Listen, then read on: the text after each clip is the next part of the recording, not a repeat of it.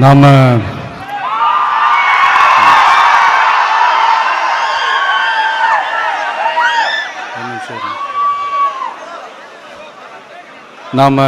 அரசியலுக்கு வந்ததிலிருந்தே நம்மளை பற்றி நிறையா சில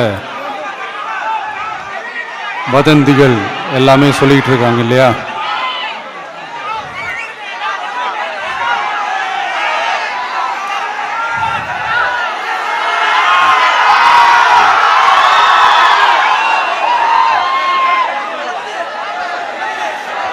ஒரு சின்ன விஷயம் நான் சொல்லிட்டு போயிடுறேன், கொஞ்சம் சைலண்டாக இருங்க ப்ளீஸ். நாம் அரசியலுக்கு வந்ததிலிருந்தே நம்மளை பற்றி நிறையா சில வதந்திகள், அந்த டீம் இந்த டீம் அப்படிலாம் சொல்லிக்கிட்டு இருக்காங்க இல்லையா? ஆனால் இவர் எந்த டீமும் கிடையாது, மக்களுடைய டீம்,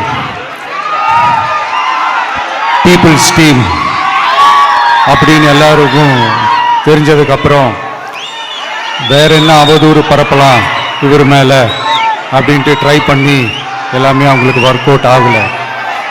ஸோ கடைசியில் என்னதான் இந்த விஜயை பண்ணலாம் அப்படின்னு நினைக்கும் போது தான் இந்த கூட்டணி அந்த கூட்டணிலாம் சேர போகிறாரு அப்படின்ட்டு ஒரு பொய்யான ஒரு பிரச்சாரத்தை பண்ணிக்கிட்டு இருந்தாங்க.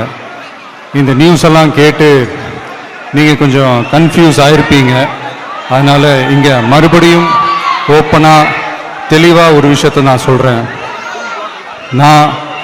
நாங்கள் எப்பவுமே மதச்சார்பற்ற கொள்கைன்றதில், அந்த ஸ்டாண்ட்லேயோ, மதச்சார்பற்ற சமூக நீதி என்ற அந்த நிலைப்பாட்டிலேயோ எப்பவுமே சமரசம் வச்சுக்கவே மாட்டோம்.